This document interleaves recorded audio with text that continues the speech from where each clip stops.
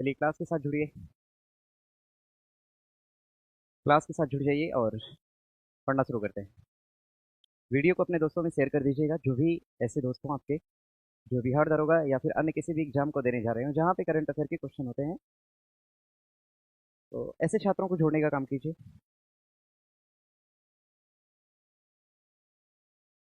और सभी लोग कॉपी और पेन निकाल लीजिए, जैसा कि हम बोलते हैं कि लिखना होता है।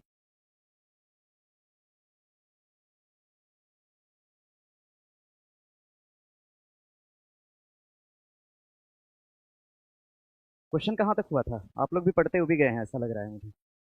क्यों? क्वेश्चन कहाँ तक हुआ था ये बताइए।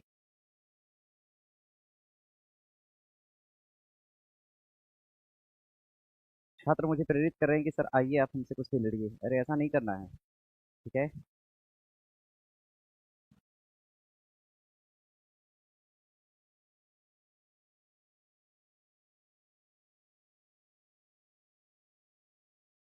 चलिए देखिए कहाँ तक हुआ था एक बार। रोशन सर को बुलाइए, सर को। सर कल मिलेंगे आपसे, ठीक है। करंट अफेयर की क्लास जो है, सूचना अभी दे देते हैं फिर बाद में भी देंगे। सूचना अभी भी दे देते हैं और बाद में भी देंगे, ठीक है।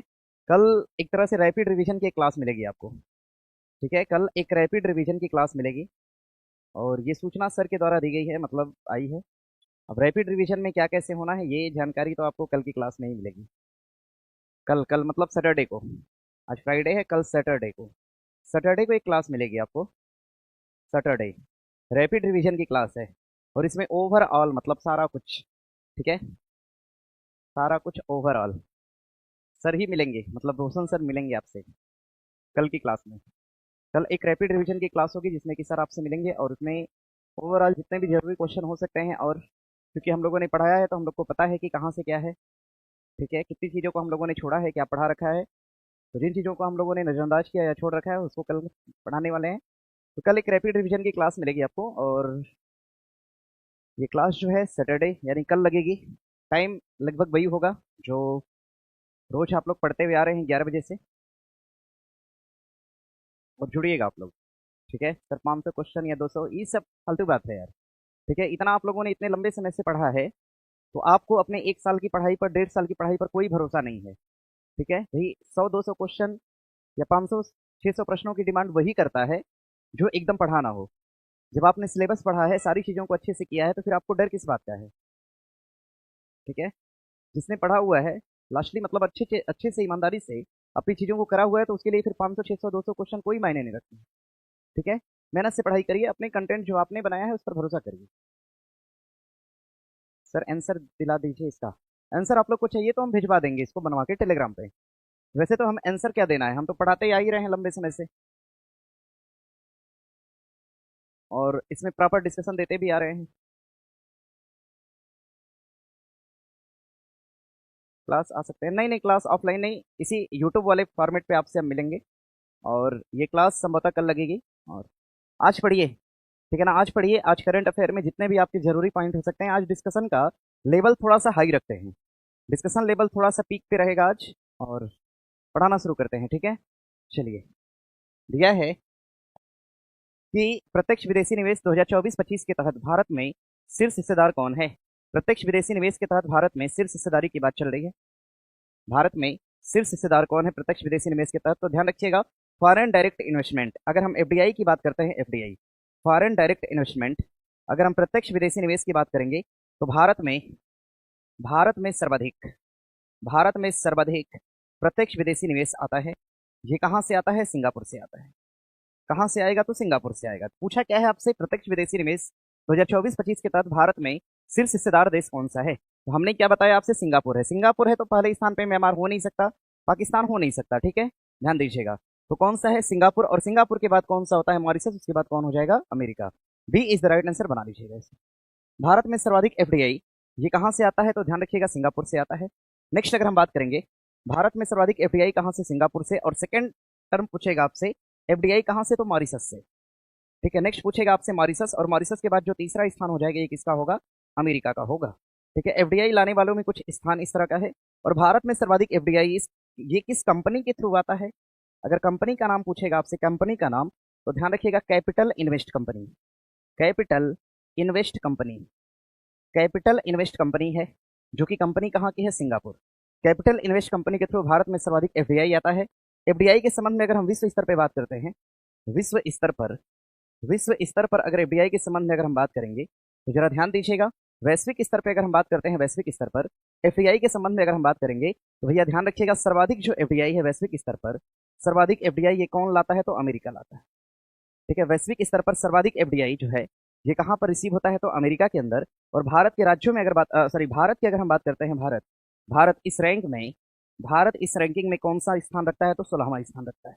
भारत का कौन सा राज्य टॉप पे है? अगर स्टेट पूछेगा एफडीआई में भारत का टॉप स्टेट कौन सा हो जाएगा? तो महाराष्ट्र होगा।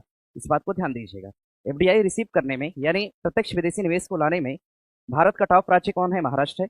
बहुत सारी विदेशी कंपनियां या फिर भारतीय कंपनियां जो है विदेश में महाराष्ट्र के अंदर है, और वहां पर सिंगापुर के, मॉरिशस के और अमेरिका के बहुत सारे उद्योगपति और लोग यहाँ पर क्या करते हैं? निवेश करते हैं। और इसी निवेश होने वाले पैसे को हम बोलते हैं एफडीआई। हाँ, महाराष्ट्र का शहर पूछ देगा आपसे कौन सा हो जाएगा, किस शहर में आता है? तो शहर का नाम आप मुंबई इजीली दे सकते हैं। शहर का नाम कौन सा हो जाएगा? तो मुंबई होगा। इतनी बातें फिलहाल एफडीआई से आप ध्यान दीजिएगा। एफडीआई का डेटा कौन जारी करता है? एफडीआई को जारी कौन करता है? जारी तो भारत स्तर की अगर बात की जाए, भारत में एफडीआई को जारी करता है नीति आयोग। भारत में एफडीआई को नीति आयोग नामक संस्था द्वारा जारी किया जाता है। नेक्स्ट अगर हम वैश्विक स्तर पर बात करेंगे, विश्व में एफडीआई कौन जारी करता है? वैश्विक स्तर पर एफडीआई को जारी करता है कौन? तो अंकटाड जारी करेगा। वैश्विक स्तर पर एफडीआई कौन जारी करता है? अंकटाड द्वारा एफडीआई जारी किया जाता है वैश्विक स्तर पर। इसको बना लीजिएगा, यहां से एग्जाम में क्वेश्चन बनते हैं, एग्जाम में यहां से प्रश्न बनेंगे। ठीक है, अब जरा ध्यान दीजिएगा, रैंकिंग वाले से सवाल क्या बनेगा? ध्यान रखिएगा। और एक सवाल तो आपके एग्जाम में पूछेगा ही पूछेगा। अगर हम रैंक की बात करते हैं, रैंक सन 2025 और 26, रैंकिंग से सवाल क्या बनेगा 2025 और 26 में? रैंक से सवाल क्या बनेगा? जरा ध्यान दीजिएगा। अगर हम बात करते हैं हैप्पीनेस की, अगर हम हैप्पीनेस की बात करते हैं, हिंदी में लिखते हैं खुशहाली सूचकांक। खुशहाली सूचकांक की बात करेंगे, खुशहाली सूचकांक जो है, इस खुशहाली सूचकांक में जो भारत का स्थान है, ये कौन सा हो जाएगा? 118वां हो जाएगा। खुशहाली सूचकांक में भारत का स्थान कौन सा? 118वां। ठीक है, अगर हम पासपोर्ट की बात करते हैं, पासपोर्ट इंडेक्स में भारत का स्थान क्या हो जाएगा? पासपोर्ट इंडेक्स में भारत का स्थान कितना हो जाएगा? 85वां हो जाएगा। पासपोर्ट में टॉप पर कौन सा देश हो जाएगा? टॉप पर देश पूछेगा पासपोर्ट के अंदर कौन सा हो जाएगा? तो भैया ध्यान दीजिएगा, टॉप पर देश पासपोर्ट में पूछेगा तो कौन सा होगा? सिंगापुर हो जाएगा। सिंगापुर हो जाएगा टॉप में। और अगर हम खुशहाली सूचकांक की बात करते हैं तो ध्यान रखिएगा, इसमें टॉप देश कौन सा हो जाएगा? टॉप कंट्री की बात करेगा खुशहाली सूचकांक में तो कौन हो जाएगा? फिनलैंड हो जाएगा। खुशहाली सूचकांक में टॉप देश कौन सा है? तो फिनलैंड। पासपोर्ट की बात करते हैं, भारत स्थान 85 टॉप पे कौन है? तो सिंगापुर है। आगे बढ़िएगा जरा, अगर हम बात करेंगे खुशहाली सूचकांक पासपोर्ट, अगर हम बात करते हैं प्रत्यक्ष विदेशी निवेश तो आपने देख ही लिया। सतत विकास की अगर बात की जाए, सतत विकास की अगर बात की जाए, सतत विकास सूचकांक की बात करते हैं तो इसमें भारत का जो स्थान है, भारत का स्थान सतत विकास सूचकांक के तहत कितना हो जाएगा? 99वां भारत का स्थान हो जाएगा। और इस सतत विकास में भारत को कितना अंक मिला? तो 67 यानी 67 अंक मिला। सतत विकास सूचकांक की अगर बात करेंगे तो भैया इसमें सबसे टॉप स्थान किसका है? टॉप स्थान पर, सतत विकास में टॉप स्थान पर कौन सा देश होगा? इसका जवाब करिए कमेंट बॉक्स में। सतत विकास में टॉप स्थान पर कौन सा देश होगा? इसका जवाब करिएगा। सतत विकास में टॉप स्थान पर कौन सा देश होगा? नेक्स्ट अगर हम बात करते हैं शांति सूचकांक, अगर हम शांति सूचकांक की बात करेंगे, शांति सूचकांक की अगर बात करते हैं तो शांति सूचकांक में जो भारत का स्थान है, भारत का स्थान कितना हो जाएगा? 115। और इसमें सबसे टॉप स्थान किसका होगा? टॉप स्थान पर कौन सा देश हो जाएगा? तो आइसलैंड होगा। टॉप स्थान पर कौन सा देश हो जाएगा? आइसलैंड। और शांति सूचकांक में टॉप अगर देश पूछेगा तो कौन होगा? आइसलैंड। और भारत का स्थान पूछेगा तो कितना? 115। टॉप देश पूछेगा कौन होगा? आइसलैंड हो जाएगा। ठीक है, बढ़ेंगे आगे बढ़ेंगे। कुछ छात्र बोल रहे हैं फिनलैंड। बताइए जरा, सतत विकास में सबसे टॉप पे कौन सा है? सही जवाब करिए। दिया है आपका। आगे सवाल बनेगा आपका। सवाल क्या बनेगा? तो जरा ध्यान दीजिएगा। सवाल बनेगा प्रेस सूचकांक में। प्रेस सूचकांक में भारत का स्थान क्या है? अगर हम प्रेस सूचकांक की बात करते हैं, सूचकांक की, तो भारत का स्थान कितना हो जाएगा प्रेस में? प्रेस फ्रीडम में भारत का स्थान कितना हो जाएगा? 151वां हो जाएगा। अगर हंगर इंडेक्स में बात करेंगे, भूख सूचकांक में भारत का स्थान क्या है? भूख सूचकांक में अगर भारत के स्थान के संबंध में अगर बात की जाए तो भूख सूचकांक में जो भारत का स्थान है ये कौन सा हो जाएगा? 102वां हो जाएगा। नेक्स्ट अगर हम बात करते हैं सतत विकास का तो हमने बता ही दिया आपको। ठीक है, भूख सूचकांक। पर्यावरण की बात कर लेते हैं। पर्यावरण सूचकांक में भारत का स्थान क्या हो जाएगा? तो पर्यावरण सूचकांक में जो भारत का स्थान है ये कितना हो जाएगा, 176वां हो जाएगा। जलवायु परिवर्तन की अगर बात करेंगे, अगर हम जलवायु परिवर्तन की बात करते हैं, जलवायु परिवर्तन, तो जलवायु परिवर्तन वाले इंडेक्स में भारत का स्थान क्या होगा। देखो भैया, अगर 2025 का डेटा पूछेगा तो आप स्थान बता लीजिएगा 10वां। नेक्स्ट अगर पूछेगा आपसे कि 2026 की डेटा के अनुसार स्थान कितना है, तो 26 की डेटा के अनुसार स्थान कितना हो जाएगा, 23वां हो जाएगा। ठीक है, इन दोनों डेटा को ध्यान रखिएगा, इन दोनों डेटाज को ध्यान में रखिएगा, यहाँ से होते हैं सवाल।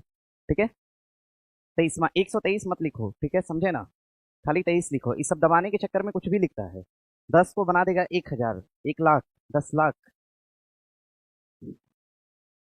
इसको नोट कर लीजिएगा, अभी अच्छे से चेक करिएगा इसको। ठीक है, और 25 वाले स्थान में हो जाएगा आपका 10वां, और 26 वाले में हो जाएगा आपका 23वां।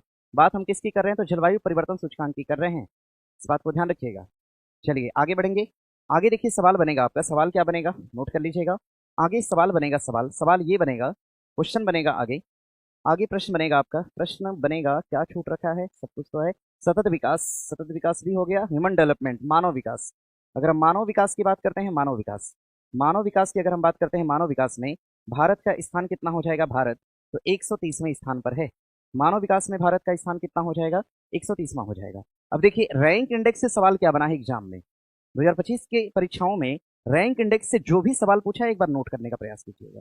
रैंक इंडेक्स से जो भी सवाल आपके एग्जाम में बने हैं और परीक्षाओं में सवाल बने हैं, ठीक है, मेनली देखिए एग्जाम में आपके रैंक इंडेक्स वाले से एक सवाल पूछा था कि कौन जारी करता है, और जारी करने के संबंध में पूछा था कि भ्रष्टाचार बोध सूचकांक को कौन जारी करता है, और ये एग्जाम में बिहार की परीक्षा में पूछा गया है।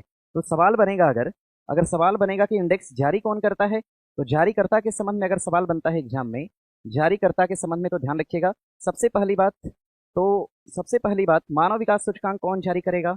मानव विकास का मतलब एचडीआई नामक सूचकांक को जारी कौन करता है, इसको जारी करने का काम करेगा कौन, यूएनडीपी। मानव विकास सूचकांक को कौन जारी करेगा, तो मानव विकास को जारी करता है कौन, यूएनडीपी। हाँ, वैश्विक लैंगिक अंतराल को जारी कौन करेगा, वैश्विक लैंगिक अंतराल को जारी कौन करता है, वैश्विक लैंगिक अंतराल को जारी करेगा कौन, तो वर्ल्ड इकोनॉमिक फोरम जारी करता है।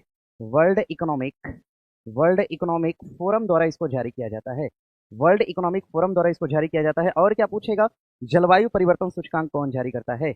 अगर हम जलवायु परिवर्तन सूचकांक की बात करते हैं भैया, तो जलवायु परिवर्तन सूचकांक कौन जारी करेगा, जलवायु परिवर्तन सूचकांक को जारी करेगा कौन, जर्मन वाच जारी करता है।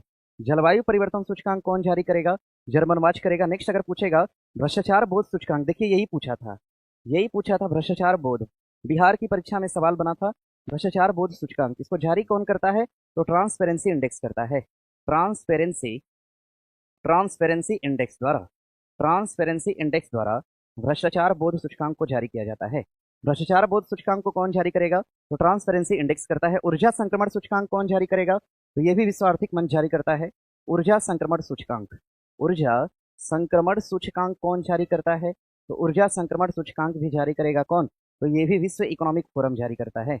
विश्व इकोनॉमिक फोरम के द्वारा ऊर्जा संक्रमण सूचकांक को जारी किया जाता है। इसको ध्यान में रखिएगा, यहां से भी एग्जाम में क्वेश्चन बने हैं। पासपोर्ट इंडेक्स कौन जारी करता है भैया, ध्यान रखिएगा, 6 नंबर पे पासपोर्ट की बात करेगा। पासपोर्ट इंडेक्स को जारी कौन करेगा, तो हेनले करता है। कौन जारी करेगा, हेनले द्वारा। पासपोर्ट इंडेक्स जारी किया जाता है किसके द्वारा, तो हेनले द्वारा जारी किया जाता है। नेक्स्ट अगर हम बात करते हैं शांति सूचकांक कौन जारी करता है, तो शांति सूचकांक को जारी करता है शांति सूचकांक को जारी करेगा इकोनॉमिक एंड पीस जारी करता है। इकोनॉमिक एंड पीस द्वारा शांति सूचकांक को जारी किया जाता है। शांति सूचकांक को कौन जारी करता है, इकोनॉमिक एंड पीस जारी करता है। ध्यान रखिएगा, प्रेस सूचकांक कौन जारी करेगा, प्रेस। अगर हम प्रेस की बात करेंगे, प्रेस सूचकांक को जारी करता है रिपोर्टर्स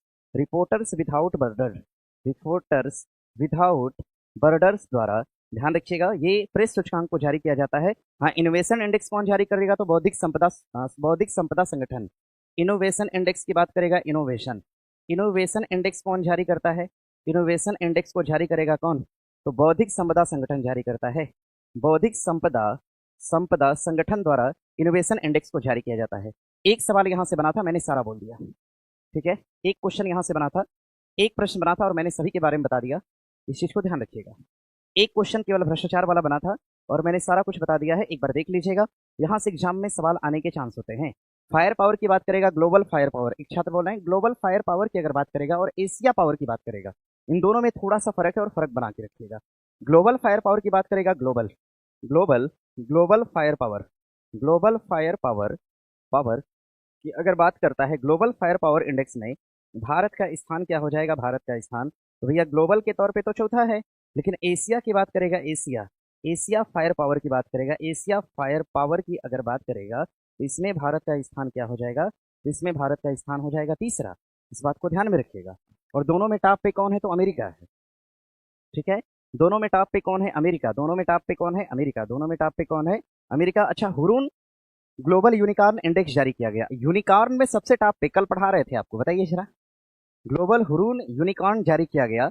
हुरून के द्वारा, हुरून द्वारा, हुरून द्वारा, हुरून द्वारा एक लिस्ट आती है। हुरून द्वारा यूनिकॉर्न की लिस्ट जारी होती है, यूनिकॉर्न। अब इस यूनिकॉर्न में भारत का स्थान क्या है? देखिए कितना पढ़ते हैं आप लोग। और इसमें टॉप पे हम बता देते हैं अमेरिका है। टॉप पे है अमेरिका, तो भारत का स्थान क्या है? बताइए जरा भैया, बताइएगा। टॉप पे अमेरिका है तो यूनिकॉर्न में भारत का स्थान क्या है? कल बता रहे थे हम आपको, कल आपको हम पढ़ा रहे थे कि यूनिकॉर्न में भारत का स्थान, कल पढ़ा रहे थे। इसका जवाब करिएगा आप लोग, जवाब करिए तो देखिए कितने लोग बता पाते हैं। यूनिकॉर्न में भारत का स्थान क्या है? यूनिकॉर्न में भारत का स्थान जरा बताइए मुझे, जरा बताइए यूनिकॉर्न में भारत का स्थान क्या है? कोई जवाब करेगा? जवाब करिए, जवाब दीजिएगा। यूनिकॉर्न में भारत तीसरा है। कुछ लोग दूसरा दूसरा बोलने वाले सुधर जाओ, संभल जाओ। ठीक है, दूसरे पे कौन है अभी बताओ जरा। ठीक है, बोल दिया सर। अमेरिका के बाद चीन है, उसके बाद, हाँ ठीक है, इसको बना लीजिएगा। देखिए, हुरून द्वारा ही यूनिकॉर्न आइकॉन को जारी किया जाता है। तो यूनिकॉर्न में अगर भारत का स्थान पूछेगा कितना हो जाएगा, तो यूनिकॉर्न में भारत का स्थान हो जाएगा तीसरा। अमेरिका है, अमेरिका के बाद कौन है? चीन। चीन के बाद कौन हो जाएगा? तो भारत होगा। जरा ध्यान दीजिएगा, कल इसको हम पढ़ा रहे थे, कल ही पढ़ा रहे थे आपको। 5 बोलने वाले फिर समझ जाओ, ठीक है। मेरे पास होते तो फिर हम क्या बताएं, बहुत मेहनत से पढ़ाए हुए। स्लाइड ब्लैक कीजिए सर। क्या स्लाइड ब्लैक करें? अच्छा, ये ब्लैक कर ऐसे ही दिखता है, ग्रीन पे ठीक दिखता है, ठीक दिख रहा है ना जी। तो फिर क्या दिक्कत है, क्यों ब्लैक लाल पीला हरा नीला के चक्कर में पड़ते? इसको बना लीजिएगा। देखिए, क्वेश्चन जहां जहां से बन सकते थे मैंने बता दिया लगभग। ग्लोबल हंगर इंडेक्स पूछेगा तो बता लेंगे ना, हंगर। हंगर इंडेक्स में भारत का स्थान बोलिए तो, हंगर में भारत का स्थान बोलिए, हंगर में भारत का स्थान बताइए तो। सर नेक्स्ट क्वेश्चन, नेक्स्ट नहीं होगा जब तक हम नहीं चाहेंगे। हंगर इंडेक्स में भारत का स्थान क्या होगा? ऑनलाइन वाले जवाब करिएगा, ऑनलाइन वाले जवाब करिएगा। अच्छा, प्रेस सूचकांक में सबसे टॉप पे कौन रहा है? प्रेस सूचकांक में टॉप पे कौन रहा है? प्रेस सूचकांक में टॉप पे कौन रहा है? जरा बताइए, प्रेस में टॉप पे कौन रहा है? प्रेस में टॉप पे कौन रहा है? हंगर में 102 होगा सर, बिल्कुल 102 होगा। प्रेस सूचकांक में टॉप पे कौन है? प्रेस सूचकांक में टॉप पर कौन हो जाएगा? Henley, sorry, press press reporters without borders द्वारा जारी किए गए प्रेस सूचकांक में भारत का स्थान तो 151वां है, लेकिन टॉप पे कौन है? प्रेस में टॉप पर कौन हो जाएगा? मेरे छात्र जवाब करेंगे सर, 90 होगा। अच्छा, लिख देते हैं। अब एक स्टूडेंट ने जवाब दिया और सिंगल जवाब दिया है, सबसे बड़ी बात तो ये है। अगर हम प्रेस सूचकांक की बात करते हैं, प्रेस सूचकांक, प्रेस सूचकांक के संबंध में अगर हम बात करेंगे, प्रेस सूचकांक, अब इसमें भारत का जो स्थान है, भारत का स्थान, प्रेस सूचकांक में जो भारत का स्थान है, ये कौन सा हो जाएगा? तो 151वां। और इसमें टॉप देश की अगर बात करेगा, टॉप देश, प्रेस में सबसे टॉप देश कौन सा हो जाएगा? तो नॉर्वे होगा। प्रेस सूचकांक में टॉप देश की अगर बात करेगा तो कौन होगा? नॉर्वे हो जाएगा। प्रेस सूचकांक में सबसे टॉप देश कौन सा हो जाएगा? तो नॉर्वे होगा। भैया नोट कर लीजिएगा, प्रेस सूचकांक में सबसे टॉप देश कौन सा हो जाएगा? नॉर्वे होगा। प्रेस सूचकांक में टॉप देश के संबंध में अगर बात करेगा तो सबसे टॉप देश कौन सा हो जाएगा? नॉर्वे हो जाएगा। इसको नोट कर लीजिएगा तो आगे बढ़ेंगे। नोट करिए सभी लोग तो आगे बढ़ा चल, इसको नोट कर लीजिएगा और बहुत जरूरी है। ठीक है, अभी इधर एक दो दिन की चीज़ों को लाइटली नहीं लेना है, आज की क्लास को और कल की क्लास को मेहनत करिए, क्योंकि हम जाके बहुत रिसर्च किए हैं। ठीक है, रिसर्च किए हैं कि हमने क्या छोड़ रखा है, जो छोड़ा है उसी को पढ़ाएंगे आज। जेंडर गैप में सर भारत का स्थान बता दिया। अच्छा ठीक है, जेंडर गैप में लिख लीजिएगा। जेंडर गैप में भारत का स्थान, लैंगिक असमानता बोलते हैं इसको, लैंगिक असमानता, लैंगिक असमानता के नाम से जानते हैं, लैंगिक असमानता। इसमें भारत का जो स्थान है, भारत का स्थान, लैंगिक असमानता में भारत का स्थान कितना हो जाएगा? 131वां होगा। और इसको जारी कौन करता है? वर्ल्ड इकोनॉमिक फोरम जारी करेगा। और लैंगिक असमानता में टॉप स्थान पे कौन है? टॉप स्थान पर, टॉप स्थान पर कौन हो जाएगा? तो ध्यान रखिएगा, आइसलैंड होगा। लैंगिक असमानता सूचकांक में सबसे टॉप पर कौन है? तो आइसलैंड है, सबसे टॉप पर कौन होगा? अच्छा, एक चीज और है, सूचकांकों को ध्यान से देख के जाना है, ऐसा नहीं कि हम कुछ भी बोले जा रहे हैं। 24 का डेटा है, याद अच्छे से याद करके जाइएगा, नहीं तो फिर गड़बड़ा जाएगा। करीब का डेटा देता है, एचडीआई पूछ देगा 130 देगा, 134 दे देगा, 129 दे देगा, ठीक है, क्योंकि पता है कि 134 24 वाला है, छात्र लगाएगा। तो एक बार अच्छे से देख कर जाइएगा, ठीक है। चलिए बढ़ेंगे आगे। आगे प्रश्न दिया है, देख लीजिएगा। सूचकांक से मैंने ये सारी जानकारी आपको दे दिया है। यहाँ से हमने शुरू करा है, और ये फिर ये, अब ये आगे, अब इसके बाद दिया है कि सन 2025 में भारतीय रिजर्व बैंक से गैर बैंकिंग वित्तीय कंपनी का दर्जा किसे दिया गया। अमेजन को दिया गया, गूगल को दिया गया, माइक्रोसॉफ्ट को दिया गया, कि फ्लिपकार्ट को दिया गया। गैर बैंकिंग का दर्जा, ठीक है, ये किसको प्रदान किया गया, तो गैर बैंकिंग वित्तीय कंपनी का दर्जा दिया गया किसको, तो फ्लिपकार्ट को दिया गया, ठीक है। Emerging company of the year, जरा पढ़िएगा। सवाल बनेगा आपका इमर्जिंग, सवाल बनेगा emerging company of the year, emerging company of the year, emerging company of the year, emerging company of the year, इसका दर्जा किसको दिया गया, तो इसका दर्जा दिया गया जोमेटो को। Emerging company of the year कौन सी हो जाएगी, तो जोमेटो होगी। Emerging company of the year का दर्जा पूछेगा तो ध्यान रखिएगा Zomato. Emerging company of the year का दर्जा किसको दिया गया, तो जोमेटो का दिया गया। कंपनियों के क्षेत्र में टॉप कंपनी का अवार्ड किसको दिया गया, टॉप कंपनी का अवार्ड दिया गया कंपनियों के क्षेत्र में। और ये किसको दिया गया, तो महिंद्रा एंड महिंद्रा को, महिंद्रा एंड महिंद्रा को, महिंद्रा को टॉप कंपनी का अवार्ड दिया गया। कंपनियों के क्षेत्र में टॉप कंपनी का अवार्ड किसको दिया गया, तो महिंद्रा एंड महिंद्रा को। यहाँ से ध्यान रखिएगा फ्लिपकार्ट, हाँ गूगल से एक सवाल बनेगा। गूगल से सवाल क्या बनेगा, गूगल से सवाल बनेगा, गूगल के सबसे पहली बात तो सीईओ कौन है, और ये छात्र जवाब करेंगे। दूसरी बात, गूगल का सबसे बड़ा डेटा सेंटर, सबसे बड़ा डेटा सेंटर, गूगल का सबसे बड़ा डेटा सेंटर ये कहाँ पर स्थापित हुआ है, तो ध्यान रखिएगा इसको स्थापित किया जाएगा कहाँ पर, विशाखापत्तनम के अंदर, विशाखापत्तनम के अंदर इसको स्थापित किया जाएगा। ध्यान रखिएगा, गूगल का सबसे बड़ा डेटा सेंटर ये कहाँ पर स्थापित किया जाएगा, तो विशाखापत्तनम के अंदर इसको स्थापित किया जाएगा। इस बात को ध्यान में रखिएगा। Sir CEO of the year Neal Mohan, अच्छा लिख देंगे, फिलहाल गूगल पे हम लोग अटके हैं, गूगल पे अटके हैं, बताइए जरा गूगल के सीईओ कौन हो जाएंगे, सुंदर पिचई, बहुत सही, ध्यान रखिएगा, लिख देते हैं ना, लिख देते हैं सुंदर पिचई, सुंदर Pichai CEO of the Google, ध्यान रखिएगा सुंदर पिचई। और ये देख लीजिएगा, हाँ सीईओ ऑफ द ईयर का अवार्ड किसको दिया गया, अच्छा लिख ही देते हैं भैया, इतना परेशान है। CEO of the year, CEO of the year का जो अवार्ड दिया गया सन 2025 के अंदर, ये अवार्ड दिया गया नील मोहन को। किसको अवार्ड प्रदान किया गया, नील मोहन। और नील मोहन किसके सीईओ हो जाएंगे, तो यूट्यूब के सीईओ हो जाएंगे। इनको अवार्ड दिया गया, और किसके लिए दिया गया, अवार्ड देने के पीछे का कारण क्या था, रीजन क्या था, किस कारण के आधार पर दिया गया, तो जो यूट्यूब शॉर्ट्स होता है ना, यूट्यूब शॉर्ट्स, यूट्यूब शॉर्ट्स के आधार पर, जो आप लोग रील्स देखते हैं ना यूट्यूब पे, उसी के आधार पर इनको अवार्ड दिया गया है। सोचिए, हाँ आप लोग मेहनत कर रहे हैं, अवार्ड उधर मिल रहा है। मेहनत छात्रों की है रील देखने में, और अवार्ड कोई और प्राप्त कर रहा है, ठीक है। इसीलिए राइट ट्रैक पे मेहनत करनी चाहिए, मेरा मानना है। आगे बढ़े यहाँ से, आगे देखिए प्रश्न बनेगा आगे, रिजर्व बैंक की 55वीं बैठक के अनुसार निम्नलिखित में से गलत उत्तर का चयन करिए, ठीक है। रेपो रेट, अच्छा ठीक है, ध्यान दीजिएगा, ये जो भी लिखा है ऑप्शन जो भी हो, डोंट मैटर, ये मैटर नहीं करता। हाँ रिजर्व बैंक की अगर हम बात करते हैं, आरबीआई, आरबीआई की अगर हम बात करेंगे, आरबीआई, आरबीआई से 2025 में क्वेश्चन क्या क्या बने हुए हैं, तो आरबीआई से सवाल ये बना हुआ है कि आरबीआई के जो अभी रिसेंटली गवर्नर के पद पे अपॉइंट किए गए हैं, ये कौन से हो जाएंगे, तो संजय मल्होत्रा होंगे। आरबीआई के गवर्नर कौन हो जाएंगे, संजय मल्होत्रा। रिजर्व बैंक के गवर्नर की बात करेंगे, संजय मल्होत्रा। और इसके हेडक्वार्टर के संबंध में बात करते हैं, हेडक्वार्टर कहाँ पे हो जाएगा, तो मुंबई के अंदर होगा, ठीक है। बैंकों के बैंक के नाम से ये जाना जाता है, और भारत का सबसे बड़ा बैंक है। आरबीआई ने दर जारी किया, दर किसका जारी किया, तो ध्यान रखिएगा, आरबीआई द्वारा रेपो रेट की दर कितना जारी की गई, रेपो रेट के संबंध में अगर बात करेंगे 5.25%, ठीक है। रिवर्स रेपो रेट की अगर हम बात करते हैं, ट्रिपल आर की बात करेंगे, 3.35% जारी की गई। बी आर की बात करते हैं, बैंक रेट, बैंक रेट कितना जारी किया गया, तो 5.50%। नेक्स्ट अगर हम सी आर की बात करते हैं, C R R, cash reserve ratio कितना, तो ये 3% हो जाएगा, कैश रिजर्व रेशियो कितना, 3%। एस एल आर की बात करते हैं, S L R, S L R कितना है, 18% है। हाँ ग्रोथ रेट की बात करेंगे, भारत की ग्रोथ रेट, भारत की विकास दर कितना बताया गया, भारत की विकास दर को कितना बताया गया, भारत की विकास दर को बताया गया। और 2026 में भारत की ग्रोथ रेट कितना होगी, तो 7.3% होगी, ठीक है।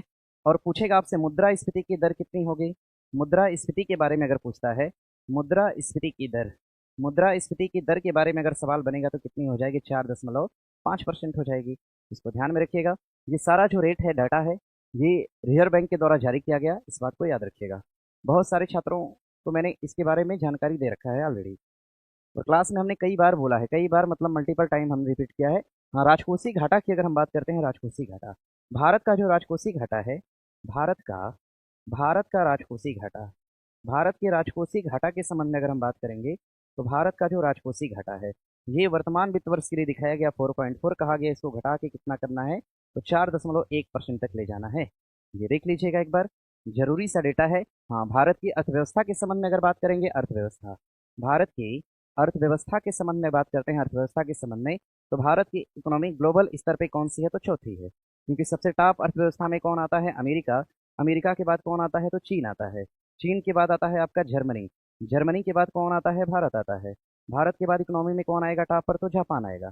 यानी ध्यान दीजिएगा, पहला, दूसरा, तीसरा, चौथा और पांचवा। चलिए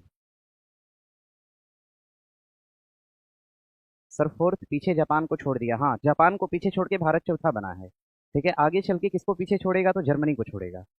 ठीक है, हाँ, आगे किसको पीछे छोड़ेगा, तो ये जर्मनी को पीछे छोड़ेगा, इस बात को ध्यान में रखिएगा। ठीक है, अभी के लिए अगर हम बात करेंगे, तो ये फिलहाल ये डेटा है, इसको नोट कर लीजिएगा। ठीक है, यहाँ से क्वेश्चन एग्जाम में बनते हैं, यहाँ से प्रश्न बनेंगे आपके एग्जाम में यहाँ से प्रश्न बनते हैं। आगे बढ़िएगा, आगे देखिए प्रश्न दिया है, आगे प्रश्न है आपका, आगे प्रश्न दिया है कि निम्नलिखित में से कौन सा कथन गलत है। 55वां धौलपुर करौली टाइगर रिजर्व है, 55वीं की बात कर रहा है, धौलपुर करौली, ये तो ठीक है। 56वां टाइगर रिजर्व कौन सा, गुरु घासीदास पिंगला हो जाएगा। 57वां कौन सा है, रातापानी है। 58वां कौन सा, ढेबरीगढ़, ना भैया ये अलग है। ढेबरीगढ़ की बात करते हैं, ये है तो उड़ीसा के अंदर, इसको नामित तो करा गया था, इसको नॉमिनेट करा गया था, नॉमित किया गया, इसको नॉमिनेट किया गया, पहले नॉमिनेशन किया गया था, फिर इसको नॉमिनेशन की श्रेणी से हटा दिया गया। ठीक है, 98वीं की अगर हम बात करते हैं, 98वीं की अगर बात करेंगे, तो 98वें नंबर पे कौन सा हो जाएगा, माधव होगा, Madhav tiger reserve, Madhav tiger reserve, Madhav tiger reserve जो है, माधव टाइगर रिजर्व, ये कौन से नंबर पे होगा, तो 58वें नंबर पे होगा। 58वां टाइगर रिजर्व कौन सा, माधव, और नॉमिनेट करा गया 59वां, 59वां क्या करा गया, तो नामित करा गया, नॉमिनेट करा गया कि ये होगा, कौन सा होगा, तो कैमूर वन्यजीव अभ्यारण्य, कैमूर वन्यजीव, कैमूर वन्यजीव को, और ये है कहाँ पर, बिहार के अंदर है, इसको नॉमिनेट करा गया 59वें टाइगर रिजर्व के तहत। अब देखिए सवाल बनेगा। ठीक है,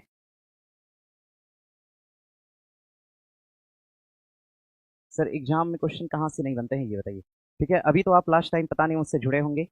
ठीक है, क्वेश्चन कहाँ से बनेंगे और कहाँ से नहीं बनेंगे, ये सारा डेटा हम लोगों ने ऑफलाइन क्लास में डिस्कस किया हुआ है। ठीक है, अब आप एक दिन के लिए मुझसे जुड़ेंगे और आप चाहेंगे कि सर सारी जानकारी आप मुझे विद इन 1 आवर दे दीजिए, तो ये पॉसिबल नहीं है। ठीक है, हम आपको पढ़ा सकते हैं, आपको एफर्ट दिला सकते हैं, आपका कॉन्फिडेंस बढ़ा सकते हैं।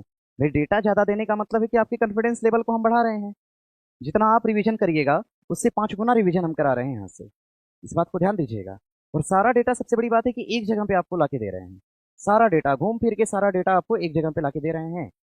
ठीक है, चलिए बढ़ेंगे आगे, आगे बढ़ेंगे। देखिए दिया है ये, इसको देख लीजिएगा। देखिए सवाल क्या बनेंगे, इकोनॉमिक्स से, पर्यावरण से सवाल क्या हो सकते हैं, ध्यान रखिएगा, पर्यावरण, पर्यावरण से सवाल 2025, 2025 की परीक्षाओं में पूछे हैं। 2025 की परीक्षाओं में पर्यावरण से सवाल क्या बनेंगे, एक बार सारा सवाल हम बोल देते हैं आपको। 2025 से पर्यावरण में सवाल परीक्षाओं में क्या बने हैं, देखिए एक तो जिम कार्बेट पूछा है, एक तो जिम कार्बेट पूछा है, जिम कार्बेट, एक तो जिम कार्बेट, और पक्का पूछता ही है Jim Corbett tiger reserve, Jim Corbett, एक तो जिम कार्बेट टाइगर रिजर्व पूछा है। और पूछा क्या था आपसे, पूछा ये था, उत्तर प्रदेश के अंदर एग्जाम था, उसमें ये पूछा था कि इसका उद्घाटन किसके द्वारा करा गया था, जिम कार्बेट का उद्घाटन किसके द्वारा करा गया था, इंदिरा गांधी द्वारा। जिम कार्बेट का उद्घाटन करा गया था श्रीमती इंदिरा गांधी द्वारा, और कब करा गया था, 1973 के अंदर। और ध्यान रखिएगा, पहली टाइगर परियोजना, पहली टाइगर परियोजना, पहली टाइगर परियोजना की शुरुआत कहाँ से करी गई थी, जिम कार्बेट 1973 से करी गई थी, ध्यान रखिएगा। और यही जिम कार्बेट है जिसको भारत का, हाँ अभी इसका नाम बदला है, हालांकि भारत का पहला नेशनल पार्क भी कहते हैं, भारत का पहला नेशनल पार्क के नाम से भी जानते हैं। भारत का पहला नेशनल पार्क कौन सा है, जिम कार्बेट है, जिसको अभी हम किस नाम से जानते हैं, तो इसका नाम परिवर्तन करा गया, इसका नाम परिवर्तन करके क्या रखा गया, तो रामगंगा रखा गया, इसका नाम परिवर्तन करके रख दिया सरकार ने, क्या रखा, तो रामगंगा रख दिया। भैया ध्यान दीजिएगा, देखिए ध्यान देने योग्य बात क्या है कि पहला तो जिम कार्बेट है, तो 107वां कौन सा है, 107वां और अंतिम कौन सा है, अभी रिसेंटली मतलब 107वां कौन सा हो जाएगा, तो सिमलीपाल होगा। 107वें नंबर पे कौन सा हो जाएगा, सिमलीपाल नेशनल पार्क होगा, जो कि है कहाँ पर, तो उड़ीसा के अंदर है। सवाल देखिए यहाँ से भी बना है। ठीक है, क्वेश्चन आपका इस जगह से भी, मतलब यहाँ से भी क्वेश्चन बना है। ठीक है, 307 नंबर एक छात्र देखने के लिए जिद कर रहे हैं। 307 नंबर देख लिए इसको, हम क्या देखना है, इसका ऑप्शन ठीक नहीं है, इसका ऑप्शन जो है ठीक नहीं है, हम यहाँ से बना देते हैं यार, नहीं मानते हैं आप लोग। 5.25%। ठीक है, बैंक रेट की बात करेंगे 5.50%। ठीक है, बाकी CRR की बात करेंगे 3%, RR की बात करेंगे तो 3.35%। आप क्वेश्चन थोड़ा सा पीछे का है ना ये क्वेश्चन, इसमें बदलाव हुआ है, अब बदलाव हुआ है। ये क्वेश्चन उस समय का है जब रेपो रेट 5.50 था। ठीक है, तो बैंक रेट वाला आपका गलत था, लेकिन अब रेपो रेट में भी बदलाव किया गया है, 25 आधार अंकों की कमी की गई है, ऐसा मैंने बोला था आपको कि 25 आधार अंकों की कमी की गई है इसमें। ठीक है, जरा समझिए ना मेरी बातों को। देखिए, पर्यावरण से सवाल ये सब बन सकते हैं आपके। एक सवाल और बनेगा, एक सवाल और बनेगा, एक सींग वाले गैंडे के लिए प्रसिद्ध कौन सा है? एक सिंगी गैंडा पूछेगा आपसे, एक सिंगी गैंडा, एक सिंगी गैंडा के लिए प्रसिद्ध कौन सा हो जाएगा? तो भैया ध्यान दीजिएगा, एक सिंगी गैंडे के संबंध में अगर सवाल पूछेगा तो ये कौन सा हो जाएगा? काजीरंगा हो जाएगा। कौन सा होगा? काजीरंगा। और काजीरंगा कहाँ पड़ता है? तो आसाम के अंदर पड़ता है। ठीक है, स्टेटिक भी बोले थे हम कराएंगे आज, स्टेटिक का पोर्शन कुछ ज्यादा ही होगा, बना लीजिएगा। ठीक है, और काजीरंगा, काजीरंगा ये आसाम के अंदर है। कहाँ पे है? आसाम। काजीरंगा नेशनल पार्क आसाम की अगर हम बात करते हैं, आसाम, आसाम की बात करेंगे तो ध्यान रखिएगा, आसाम की बात करते हैं तो ध्यान रखिएगा, काजीरंगा, काजीरंगा, काजीरंगा के बाद हो जाएगा नमेरी, नमेरी, नमेरी के बाद होगा आपका ओरांग, ओरांग के बाद हो जाएगा आपका डिब्रू सिखोआ, ओरांग के बाद हो जाएगा आपका डिब्रू सिखोआ, ओरांग के बाद होगा डिब्रू सिखोआ, उसके बाद हो जाएगा आपका देहिंग पटकाई, उसके बाद हो जाएगा आपका देहिंग पटकाई, देहिंग पटकाई के बाद हो जाएगा आपका मानस, मानस के बाद हो जाएगा आपका रायमोना। ये सभी एक प्रकार के क्या हैं? तो नेशनल पार्क हैं। और ये सभी नेशनल पार्क कहाँ पे हैं? तो आसाम के अंदर है। ये सभी नेशनल पार्क कहाँ पे है? ये सभी नेशनल पार्क कहाँ पे हो जाएगा? तो आसाम के अंदर हो जाएंगे। ये सभी नेशनल पार्क कहाँ पे है? तो आसाम के अंदर है। देखिए सवाल और क्या बनेगा, सवाल ये बना था कि मिनी माता कन्वेंशन जो था ये किसके लिए था? पारे के लिए था। मिनी माता जो कन्वेंशन है, मिनी माता कन्वेंशन, मिनी माता, अगर हम मिनी माता की बात करते हैं, मिनी माता, इसका संबंध किससे हो जाएगा? तो पारा से होगा। ये सवाल भी बना था 2025 में। पर्यावरण से क्या सवाल बने हैं हम ये बता रहे हैं, याद रखिएगा। ठीक है, मिनी माता के बारे में पूछेगा तो बता लीजिएगा। ठीक है, एक सवाल और पूछा था, एक सवाल और पूछा था, सवाल ये पूछा था कि क्योटो प्रोटोकॉल का संबंध किससे है? क्योटो प्रोटोकॉल का संबंध पूछ रखा है, क्योटो, क्योटो प्रोटोकॉल का संबंध पूछा है। क्योटो प्रोटोकॉल का संबंध किससे है? तो ध्यान रखिएगा, क्योटो प्रोटोकॉल का संबंध किससे हो जाएगा? तो कार्बन क्रेडिट से हो जाएगा, कार्बन क्रेडिट से हो जाएगा, कार्बन क्रेडिट। क्योटो प्रोटोकॉल का संबंध किससे हो जाएगा? तो कार्बन क्रेडिट से। क्योटो प्रोटोकॉल का संबंध किससे हो जाएगा? तो कार्बन क्रेडिट से हो जाएगा क्योटो प्रोटोकॉल का संबंध। ध्यान रखिएगा, स्टॉकहोम सम्मेलन, स्टॉकहोम सम्मेलन की बात करते हैं, स्टॉकहोम, स्टॉकहोम सम्मेलन की बात करेंगे, स्टॉकहोम सम्मेलन, स्टॉकहोम सम्मेलन, ये पर्यावरण का पहला सम्मेलन आता कब है? 1972 में।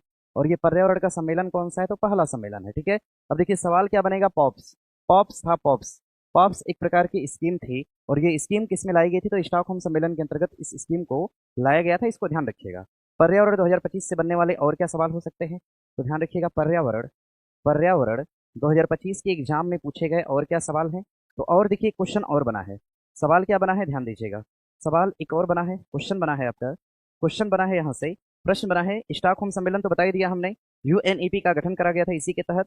ठीक है, देखिए प्रश्न बना है आपका यूएनईपी से, एक सवाल बना है यूएनईपी से, सवाल बना है यूएनईपी से, सन 1972 में इसका गठन होता है, और इसका हेडक्वार्टर कहाँ पे हो जाएगा? केन्या नैरोबी के अंदर। यूएनईपी का मुख्यालय कहाँ पर? केन्या नैरोबी के अंदर। नेक्स्ट अगर पूछेगा आपसे पृथ्वी शिखर सम्मेलन, पृथ्वी, एक सवाल बना है आपका पृथ्वी शिखर सम्मेलन, पृथ्वी शिखर सम्मेलन की अगर हम बात करते हैं, पृथ्वी शिखर सम्मेलन, पृथ्वी शिखर सम्मेलन सन 1992, और इसका आयोजन कहाँ करा गया था? रियो शहर में करा गया था।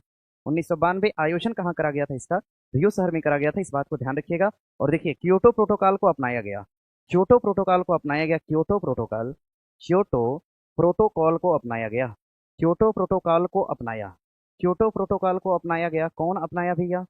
इसको अपनाया गया, क्योटो प्रोटोकॉल को अपनाया गया कॉन्फ्रेंस ऑफ पार्टी की कौन सी बैठक में? तो COP 3 में, कॉन्फ्रेंस ऑफ पार्टी की तीसरी बैठक के दौरान क्योटो प्रोटोकॉल को अपनाया गया। और क्योटो प्रोटोकॉल को कब लाया गया था? सन 1997 के अंतर्गत लाया गया था, इस बात को ध्यान रखिएगा। देखिए एक सवाल पूछा है आपका ग्लोबल 500 से, एक सवाल बना है आपका ग्लोबल 500, ग्लोबल 500 एक प्रकार का अवार्ड है, एक प्रकार का अवार्ड है जो पर्यावरण के क्षेत्र में होता है। एक सवाल पूछा है अमृता देवी, एक सवाल बना है आपका अमृता देवी बिश्नोई, अमृता देवी बिश्नोई से एक सवाल बना है, ये भी पर्यावरण का सवाल है, और इसका भी संबंध किससे हो जाएगा? तो पर्यावरण से होगा। ठीक है, आगे देखिए सवाल क्या बन सकता है आपका, IUCN से क्वेश्चन बनेगा। IUCN, IUCN की बात करते हैं, स्थापना होती है सन 1900 कब?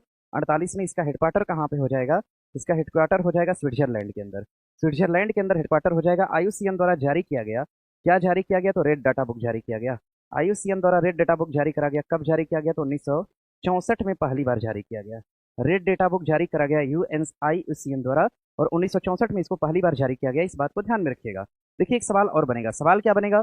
रियो प्लस 10, रियो प्लस 10 जो है, रियो प्लस 10, रियो प्लस 10 पर एक आधारित बैठक होती है, ठीक है। इस बैठक का आयोजन कहाँ पे करा गया था? जोहान्सबर्ग के अंदर।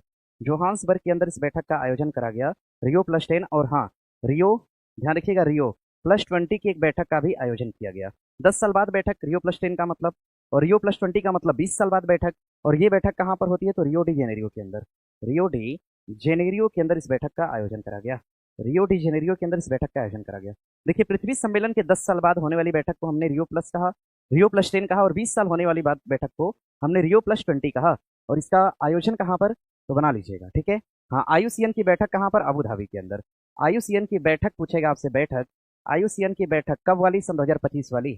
इसका आयोजन कहाँ पर? अबू धाबी के अंदर। आईयूसीएन की बैठक सन 2025 वाली कहाँ पर?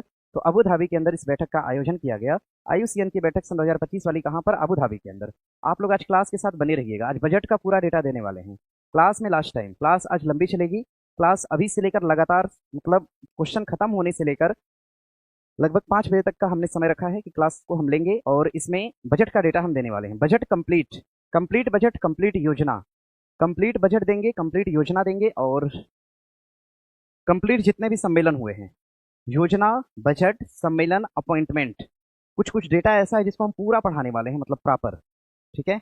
कंप्लीट बजट देने वाले हैं आपको हम। तो छात्र लिख रहे हैं ओके टीचर जी, ये कौन सा भाषा है?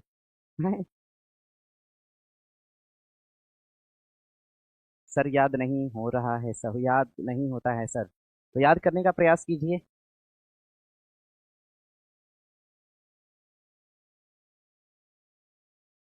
सर जी जो आप डेटा बता रहे हैं उसे थोड़ा सा बढ़ा कर लिखिए। अच्छा, इसको बना लीजिएगा, क्लास में बने रहिए और सेशन को शेयर करिए सबके पास, कंपटीशन बढ़े, ताकि, समझ रहे हैं ना, सीमित नहीं रहना चाहिए चीजें, चीजें सीमित नहीं रहनी चाहिए। और याद करने का एक तरीका है यार, मतलब देखिए, हमने किसी वीडियो में ईमानदारी से पढ़ाया है, मेरी 5-6 वीडियो ही बस है एप्लीकेशन यूट्यूब पे, और यूट्यूब पे तो हम पढ़ाते नहीं हैं अमूमन। और 5-6 वीडियो में हमने देखिए पूरी ईमानदारी, पूरे एफर्ट से पढ़ाया है, नो बकवासबाजी, किसी तरह की कोई बातचीत नहीं है, केवल पढ़ाया है। तो आप ऐसा भी कर सकते हैं कि खाते पीते बैठते टाइम, कहीं घूम रहे हैं उस टाइम ईयरफोन लगाए, अपना चला दिए वीडियो, 1.5 कर दिए, लगातार बोले जा रहे हैं, सुन रहे हैं, डेटा याद हो जाएगा, ठीक है। चलिए, चलिए बढ़ा जाए आगे, इसको इसको देख लीजिएगा।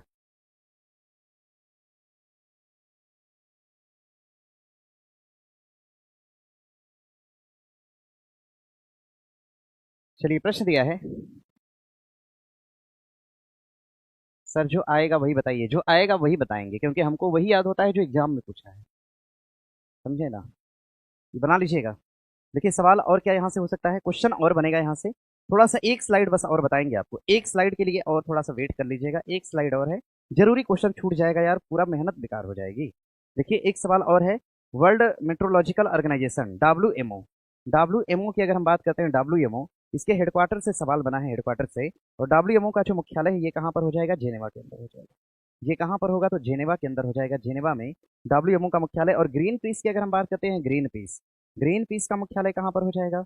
ग्रीन पीस जो है, ग्रीन पीस, इसका हेडक्वार्टर कहाँ पे हो जाएगा? तो भैया ध्यान रखिएगा, एम्स्टर्डम के अंदर, एम्स्टर्डम के अंदर, एम्स्टर्डम में ग्रीन पीस का मुख्यालय हो जाएगा, ध्यान दीजिएगा।